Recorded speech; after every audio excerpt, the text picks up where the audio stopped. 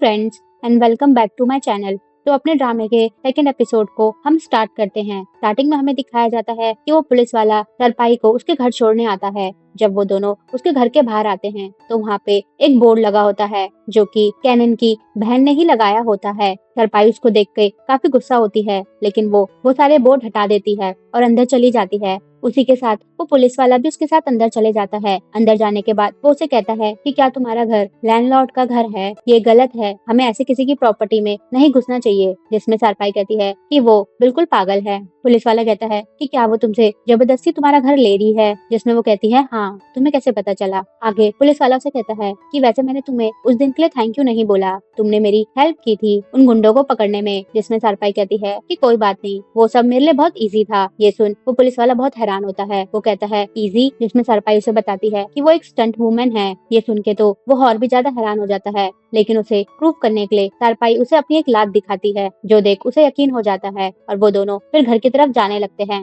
लेकिन तभी बीच रास्ते में उन्हें दो बच्चे दिखते हैं जो कि ऊपर पेड़ में अटके अपने बैलून को निकाल रहे होते हैं। सरपाई उनकी हेल्प करने लगती है, जिसमें वो पुलिस वाला कहता है कि तुम रुको, मैं उसको निकाल देता हूँ। लेकिन वो उससे भी नहीं निकल रहा होता, तो वो दोनों मिलके उन बच्चों के लिए वो बैलून निकालने लगते हैं। जिस चक्कर में वो दोनों एक दूसरे के ऊपर गिर जाते हैं और वो ऐसे ही एक दूसरे से पूछने लगते हैं कि क्या वो ठीक है। जब सरपाई उठने की कोशिश करती है तो उसकी पीठ में थोड़ी सी मोच आ जाती है, लेकिन तभी वहाँ दादी आ जाती है और वो उनके पास आके बोलती है कि क्या तुम दोनों एक दूसरे को हक कर रहे हो? दादी को देख वो दोनों तुरंत ही खड़े उठ जाते हैं और वो कहते हैं ऐसा कुछ नहीं है। कहती है कि क्या तुम लोगों ने के ड्रामा देखना शुरू कर दिया है? और वो ये बोलते हुए काफी ब्लश करने लगती है। तब सरपाई अपनी दादी को बताती है कि वो बच्चों की हेल्प कर रहे थे बैलून निकालने में। जिसमें उसकी दादी कहती है लेकिन बैलून कहाँ है? और तब हमें दिखाया जाता है कि बैलून तो हवा में उड़ जाता है, जिस वजह से वो बच्चे रोने लगते हैं। तो वो पुलिस वाला जो वो दादी के लिए स्नैक्स लाया था वो स्नैक्स बच्चों को दे देता है। फिर वो दादी से कहता है कि मैं स्नैक्स आपके लिए लाया था, लेकिन मैंने बच्चों को दे दिया, अगली बार मैं आपके लिए थोड़ा ज्यादा लाऊंगा। और वो वहाँ से चला जाता है। उसके जाने के बाद दादी कहती है कि अच्छा है, अगर पुलिस वाला यहाँ आता रहेगा तो हमारी लैंडलॉर्ड भी थोड़ा डर के रहेगी, और वैसे भी ये कितना स्मार्ट और कितना यंग है। जिसमें सरपाई कहती है बस बहुत हो गया, अब फिर से वो शुरू मत करो। दूसरे सीन में हमें दिखाया जाता है कि कैनन की बहन ताइवान के पास आई होती है और वो काफी गुस्सा करती है क्योंकि उसने उसका बजट कम कर दिया होता है। जिसमें वो कहती है तुम्हारी हिम्मत कैसे हुई, ये तो कभी कैनन ने भी नहीं किया। जिसमें वो कहता है कि अब मैं चेयरमैन हूँ और मुझे नहीं लगता कि तुम कुछ भी काम ढंग का करती हो, इसलिए मैंने कम कर दिया। ये बात सुन वो काफी गुस्सा होती है और वो उसे धमकी लगा के बाहर चली जाती है। जैसे ही वो बाहर जाती है उसे ताइवान का नेफ्यू मिल जाता है और वो उसे भी काफी धमकी लगाने लगती है और उसको हर्ट करने लगती है। लेकिन तभी वहीं ताइवान आ जाता है। ताइवान उसे कहता है कि उसे छोड़ो। जिसमें वो उसके नेफ्यू से कहती है कि जब ताइवान नहीं होगा तो मैं तुम्हें लेने आया करूंगी। ताइवान उस पर काफी गुस्सा करता है और वो ताइवान को ये बोलते हुए वहाँ से चली जाती है कि देखते हैं तुम कब तक सबको प्रोटेक्ट करोगे। उसके जाने के बाद ताइवान अपने नेफ्यू को अंदर भेज देता है और वो रसन से कहता है कि हमें जल्दी ही किसी को हायर करना पड़ेगा सेफ्टी के लिए। जिसमें रसन कहता है कि मैंने कुछ सोचा है, वो लड़की कैसी रहेगी जिसने तुम्हारी मदद की थी, वो तुम्हारे नेफ्यू का अच्छे से ध्यान रख पाएगी। इसके बाद हमें सरपाई के घर का सीन दिखाया जाता है, जहाँ रात को वो अपनी दादी, अपनी फ्रेंड और उनके हेल्पर के साथ बैठी होती है, लेकिन वो काफी गहरी सोच में होती है। जब उससे पूछते हैं वो लोग कि उसे क्या हुआ, तो वो कहती है कि मेरा स्कूल का कॉन्ट्रैक्ट अब खत्म हो गया है, अब मुझे आगे क्या करना चाहिए? अगर मेरे पास पैसे नहीं हुए तो मैं रेंट कैसे चुकाऊंगी? जिसमें उसकी दादी कहती है तुम इतना मत सोचो, अगर तुम्हारी ये जॉब खत्म हो गई है तो तुम्हें दूसरी जरूर मिल जाएगी। जिसमें उसकी फ्रेंड उसके पास आके कहती है कि तुम टेंशन मत लो, मैंने तुम्हारा नाम रजिस्टर कर दिया है एक वाटर स्पोर्ट्स के कंपटीशन में, जिसके जीतने पर तुम्हें 100,000 बार्ट मिलेंगे। ये बात सुन के वो सब काफी खुश हो जाते हैं और सब उसे कहते हैं कि उसे जरूर पार्ट लेना चाहिए। ये सुन के सरपाई भी बहुत खुश हो जाती है। जिसके बाद हमें अगले दिन सुबह का सीन दिखाया जाता है, जहाँ वो कंपटीशन होने वाला होता है कि वहीं ताइवान भी अपने नेफ्यू को लेके आ जाता है और थोड़ी देर बाद सरपाई के दोस्त और वो हेल्पर भी आ जाते हैं। वो वहाँ सबको देख के बहुत शॉक होते हैं क्योंकि सबके पास काफी अच्छी वाटर रेसिंग की कार होती है। जिसमें उसकी फ्रेंड कहती है कि सरपाई कहाँ है, और ये बात ताइवान भी सुन लेता है। जिसके बाद हमें सरपाई का सीन दिखाया जाता है, जहाँ वो रेडी हो रही होती है कि तभी उसके पास उसका वो हेल्पर आता है और वो उससे कहता है कि क्या तुम तैयार हो? जिसमें सरपाई कहती है कि हाँ मैं तैयार हूँ। तो वो कहता है कि जल्दी से कंपटीशन के लिए आ जाओ, क्या तुमने अपनी बोट को एक बार ट्राई किया है? तो कहती है कि नहीं, मैं उस बोट पे नहीं रेसिंग करूंगी। जिसके बाद हमें दिखाया जाता है कि वो हेल्पर भागते हुए सरपाई की दोस्त लोगों के पास आता है। जिसमें उसके दोस्त पूछते हैं कि सरपाई कहाँ है, क्या वो तैयार है? तो वो कहता है कि वो तैयार तो है, लेकिन वो उस बोट का इस्तेमाल नहीं करेगी। तो वो कहते हैं कि वो किस चीज का इस्तेमाल कर रही है। तो हमें पता चलता है कि वो न्यू बोट का इस्तेमाल नहीं कर रही होती, उसके बजाय वो पुरानी बोट्स का इस्तेमाल कर रही होती है। ये सुन के उसके फ्रेंड्स को काफी शौक लगता है और उन लोगों को लगता है कि अब तो बस चारपाई ये हार ही जाएगी कंपटीशन। फिर उसके बाद कंपटीशन शुरू हो जाता है और सब लोग यही देख रहे होते हैं कि चारपाई एक पुरानी बोट पे आई है। उसके फ्रेंड्स को लगता है कि अब तो ये कंपटीशन वो हार ही गई, लेकिन फिर भी वो उसे चीयर करते हैं। लेकिन जब कंपटीशन होता है तो चारपाई काफी अच्छी परफॉर्मेंस देती है और एंड में वो जीत भी जाती है। उसके फ्रेंड्स ये देखकर काफी खुश होते हैं। चारपाई को जीता हुआ देख ताइवान और उसका नेफ्यू भी बहुत खुश होता है। कंपटीशन के बाद चारपाई के दोस्त उससे मिलते हैं और वो उसे बहुत ज्यादा कॉन्ग्रेचुलेशन करते हैं और वो उसके लिए काफी खुश भी होते हैं। वो लोग वहां से बोलते हुए जा रहे होते हैं कि चलो कुछ अच्छा खाते हैं, कि तभी ताइवान और उसका नेफ्यू भी वहीं आ रहे होते हैं, जिसमें उसका नेफ्यू चारपाई को देखकर उसकी तरफ भागने लगता है, लेकिन गलती से उसका पैर मुड़ जाता है और उसको गिरता हुआ देख ताइवान और चारपाई दोनों उसको बचाने के लिए जाते हैं। जिस चक्कर में वो अपने नेफ्यू को तो बचा लेते हैं, लेकिन ताइवान अपने नेफ्यू को लेके सर्पी के ऊपर ही गिर जाता है और वो अपने नेफ्यू से पूछने लगता है कि क्या वो ठीक है, जिसमें वो कहता है कि मैं ठीक हूँ। लेकिन बेचारी सर्पी उन दोनों का वजन ढोल रही होती है और वो कहती है कि तुम दोनों ही मेरे ऊपर हो। जिसके बाद वो दोनों उसके ऊपर से हट जाते हैं। चारपाई उसको देखते ही गुस्सा करने लगती है। वो कहती है कि तुम जब भी मुझसे मिलते हो तो मुझे तकलीफ ही क्यों देते हो। कि तभी उसका नेफ्यू चारपाई को थैंक यू बोलता है और उसे देख वो काफी शांत हो जाती है। वो उससे पूछती है कि वो ठीक है, जिसमें वो कहता है कि हाँ वो ठीक है। और वो उससे कहता है क्या आप मुझे भी इन सब चीजों की क्लासेस दोगी, जिसमें वो उसको हाँ बोल देती है। लेकिन तभी ताइवान कहता है कि ये मेरा नेफ्यू है। ये बात सुन के तो चारपाई का चेहरा ऐसा शॉक हो जाता है जैसे उसे यकीन ही नहीं होता। वो उसके नेफ्यू से कहती है कि अच्छा हुआ तुम अपने अंकल पे नहीं गए हो, तुम तो बहुत क्यूट हो। ताइवान अपने नेफ्यू को वहां से भेज देता है और वो चारपाई से कहता है कि उसे उससे अकेले में कुछ बात करनी है। जिसके बाद हमें दिखाया जाता है कि ताइवान, सर्पी और उसकी फ्रेंड और रसिन एक साथ होते हैं। ताइवान उसे कहता है कि सबसे पहले थैंक यू मेरे नेफ्यू को बचाने के लिए, जिसमें सर्पी कहती है कि वैसे मैंने उसके अंकल को भी बचाया था। ताइवान हंसने लगता है। वो कहता है कि उस दिन मैंने तुम्हें लड़ते हुए देखा, तुम काफी अच्छा फाइट करती हो। ताइवान उससे आगे कहता है कि मेरे पास तुम्हारे लिए 2 जॉब है, एक तो मेरे नेफ्यू को जेट स्किन सिखाओ और दूसरी मेरी बॉडीगार्ड बनो। ये बात सुन के चारपाई काफी शॉक होती है और वो कहती है कि तुम चाहते हो मैं तुम्हारी बॉडीगार्ड बनूं। ताइवान कहता है कि तुम्हें अभी इससे अच्छी जॉब नहीं मिलेगी और वैसे भी मैं तुम्हें काफी अच्छा पे करूंगा, तुम्हारी बाकी जॉब से काफी ज्यादा। ये बात सुन के तो चारपाई कुछ सोचने ही लगती है और बहुत सोच के वो 100,000 बाट्स की डिमांड रखती है। ये प्राइस सुनते ही सबके शौक उड़ जाते हैं, जिसमें ताइवान कहता है इतने पैसे कौन मांगता है।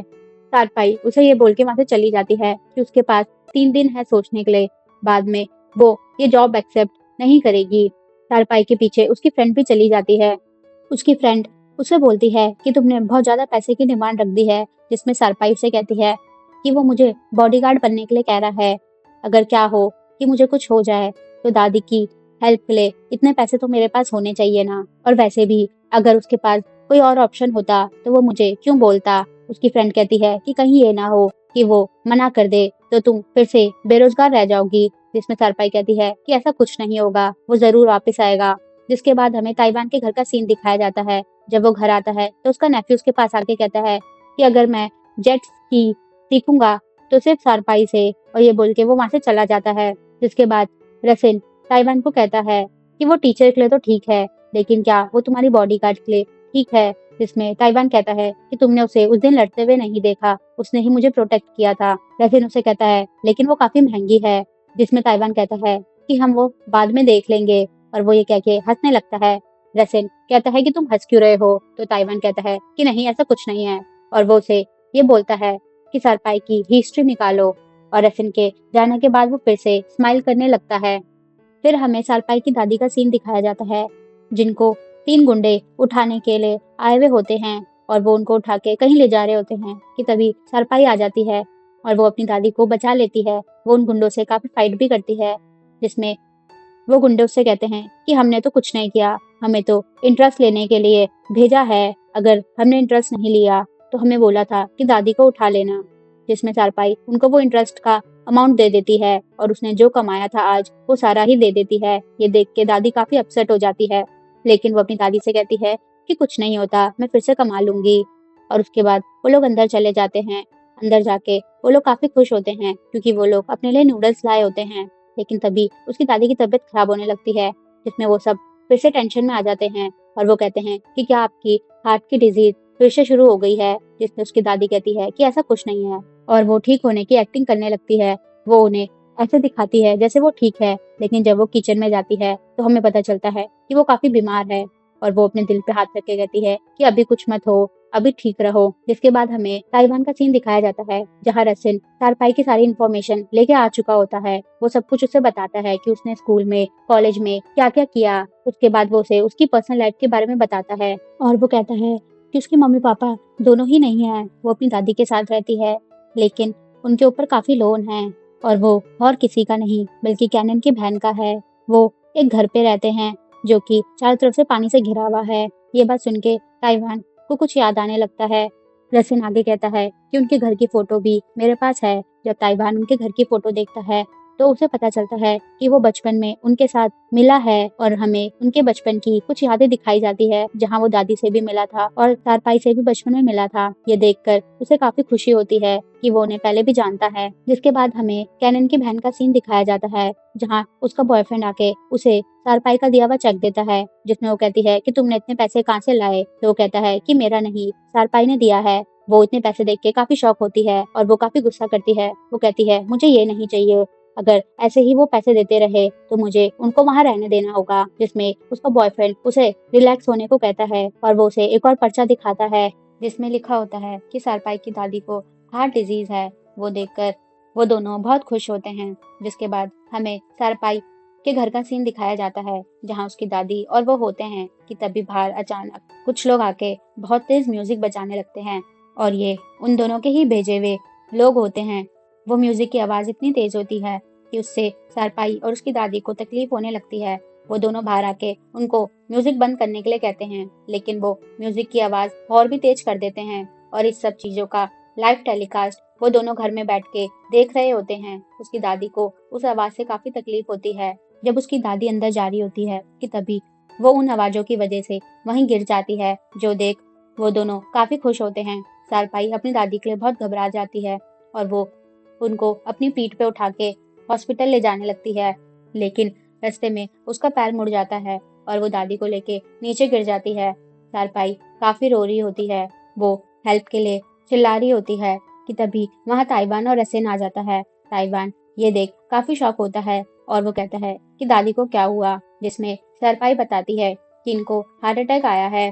ताइवान और रसिन उनको लेके हॉस्पिटल जाते हैं। जिसके बाद हमें हॉस्पिटल का सीन दिखाया जाता है जहाँ डॉक्टर चारपाई से कहते हैं कि उसकी दादी को हार्ट की वॉल्स में प्रॉब्लम है। डॉक्टर से कहता है कि हमें उनकी वॉल्स को ट्रांसप्लांट करना पड़ेगा, लेकिन तुम्हें तब तक उन्हें काम करने से रोकना होगा और तुम सोशल सिक्योरिटी की स्कीम यूज कर सकती हो जिसमें तुम्हें पैसे नहीं देने होंगे। ये बात सुन के सरपाई खुश हो जाती है, लेकिन डॉक्टर कहता है पर उस चीज के लिए तुम्हें काफी इंतजार करना पड़ेगा, उसमें 1 से 1.5 साल भी लग सकता है। जो बात सुन के सरपाई काफी टेंशन में आ जाती है। डॉक्टर कहता है और अगर तुम पैसे देना चाहो तो तुम पैसे देके तुरंत ही उनका ऑपरेशन करा सकती हो, लेकिन उसके लिए 1.5 मिलियन बाट्स लगेंगे।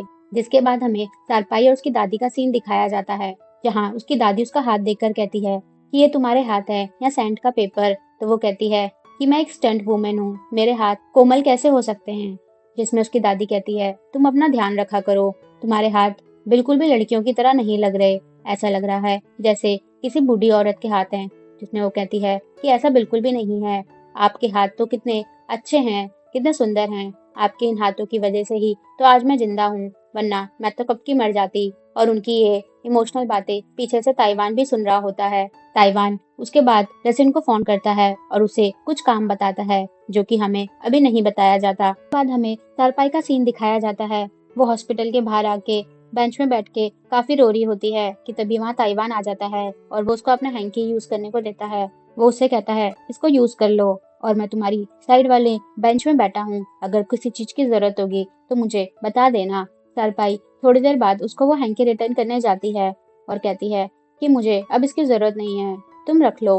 लेकिन जैसे ही वो उसे हैंकी दे रही होती है कि तभी उसे छींक आ जाती है और वो हैंकी यूज कर लेती है। ये देख ताइवान हंसने लगता है जिसमें सरपी कहती है कि मुझे अब इसकी जरूरत है और अब मैं तुम्हें इसे वॉश करके दूंगी। ताइवान उससे पूछता है कि क्या वो ठीक है, तो सरपी उसके साइड में बैठ के कहती है कि हाँ, पहले से ठीक हूँ, लेकिन आज पहली बार है जब कोई मेरे साइड में बैठा है, तो मुझे काफी अच्छा फील हो रहा है, लेकिन मुझे पता नहीं चल रहा कि ये तुम क्यों हो, बल्कि मैं तो तुम्हें जानती भी नहीं हूँ। जिसमें ताइवान कहता है कि इसको इत्तेफाक समझ लो, जब मैं कमजोर था तो तुम मेरी साइड में थी, और आज जब तुम कमजोर हो तो मैं तुम्हारी साइड में हूँ। जिसके बाद हमें रसन का सीन दिखाया जाता है और हमें पता चलता है कि ताइवान ने उसको एक अच्छे हार्ट के डॉक्टर से अपॉइंटमेंट लेने के लिए बोला है, जिसमें वो डॉक्टर से सारी बात कर लेता है।